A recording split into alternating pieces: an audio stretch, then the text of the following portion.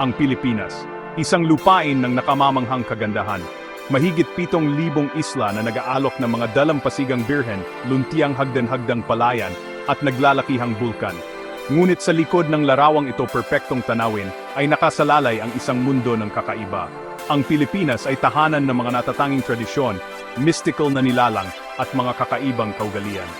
Halina't tuklasin natin ang kakaiba at kamanghamanghang bahagi ng archipelagong ito. Ang Pilipinas ay isang lugar ng mga kontradiksyon. Ito ay isang lugar kung saan nagtatagpo ang mga sinaunang tradisyon at modernong pamumuhay. Ito ay isang lugar kung saan ang pamilyar ay maaring mabilis na maging isang bagay na pambihira. Alamin natin ang mga sikreto ng archipelagong ito. Maglalakbay tayo sa mga nakatagong ilog na binabalitang enchanted. Makakasalubong natin ang maliliit na primate na may malalaking mata. Masasaksihan natin ang mga kapistahan na puno ng kulay at buhay. Samahan niyo kami sa pagtuklas sa puso ng Pilipinas. Sa kaibuturan ng isla ng Mindanao ay dumadaloy ang isang ilog na kakaiba sa lahat. Ito ang Hinatuan Enchanted River, isang lugar na mapang-akit na kagandahan at lokal na alamat. Ang ilog ay nakakuha ng pangalan nito mula sa nakabibighani, malinaw na asul na tubig nito. Kumikinang at nagbabago ang kulay nito sa buong araw. Naniniwala ang mga lokal na ang ilog ay binabantayan ng mga espiritu. Sinasabi nilang ang mga espiritu na ito ang nagbibigay sa ilog ng mahiwagang katangian nito. Maraming alamat tungkol sa mga diwata at mythical na nilalang na naninirahan sa kailaliman nito. Ang isang sikat na kuwento ay nagsasalaysay tungkol sa isang prinsesa na naligo noon sa ilog.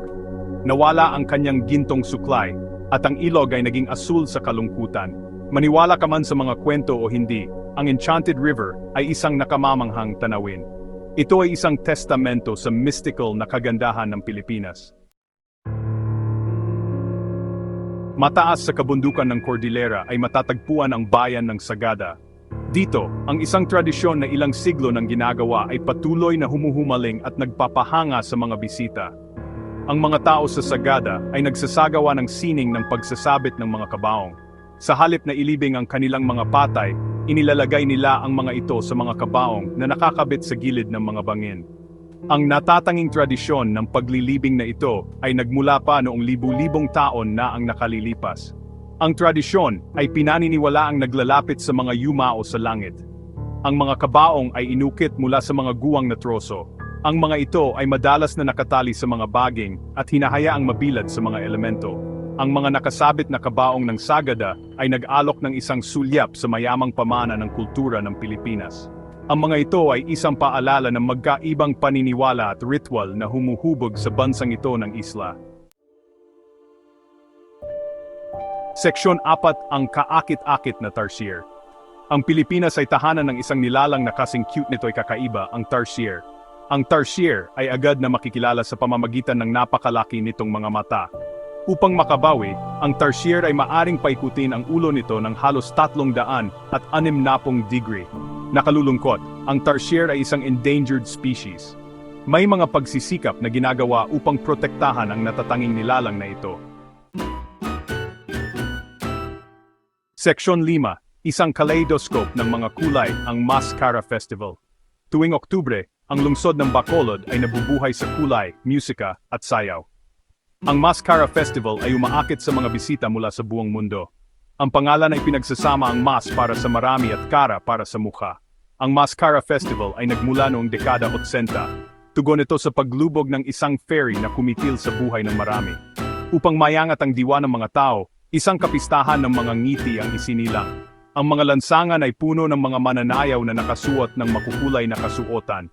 Ang hangin ay puno ng mga tunog ng tambol, trompeta, at masayang pag-awit. Ito ay isang pagdiriwang ng buhay at pag-asa. Seksyon 6, isang natatanging kakanin, balut. Walang paggalugad sa mga kaibang bagay sa Pilipinas, ang kumpleto ng hindi binabanggit ang balut. Ang natatanging kakanin na ito ay maaring hindi para sa lahat, ngunit ito ay may espesyal na lugar sa lutuing Pilipino. Ang balut ay isang fertilized na itlog ng pato. Ito ay iniluluto sa loob ng mga 16 hanggang 18 araw na nagpapahintulot sa embryo na bahagyang umunlad. Habang ang pag-iisip ng pagkain ng isang umuunlad na embryo ng pato ay maaring mukhang kakaiba sa ilan, Ang balut ay itinuturing na isang napakasarap na pagkain sa Pilipinas. Ito ay madalas na ibinebenta bilang pagkain kalye, pinakuluan at kinakain diretso mula sa shell. Ang balut ay sinasabing may masarap na lasa. Ito ay mayaman sa protina at iba pang nutrients. Matapang ka man na subukan ito o hindi, ang balut ay isang testamento sa adventurous na panlasa ng mga Pilipino.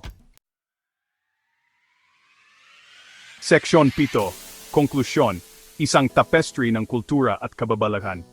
Mula sa mystical na mga ilog, hanggang sa mga sinaunang kasanayan sa paglilibing, mula sa maliliit na primate na may hindi kapani-paniwalang kakayahan, hanggang sa mga kapistahan na puno ng buhay, ang Pilipinas ay hindi tumitigil sa pagkamangha. Ang arkipelagong ito ay isang pagsasanib ng mga kultura, tradisyon, at likas na kababalaghan. Ito ay isang lugar kung saan ang kakaiba at ang maganda ay magkakasamang nabubuhay sa perpektong pagkakasundo. Kaya, sa susunod na maisip mo ang Pilipinas, huwag lamang isipin ang mga nakamamanghang beach o masasarap na mangga. Tandaan ang mga nakatagong hiyas, ang mga natatanging kaugalian, at ang mga pambihirang nilalang na tunay na espesyal ang bansang ito. Ang Pilipinas ay isang pakikipagsapalaran na naghihintay na matuklasan, isang kakaiba at kamanghamanghang karanasan sa bawat pagkakataon.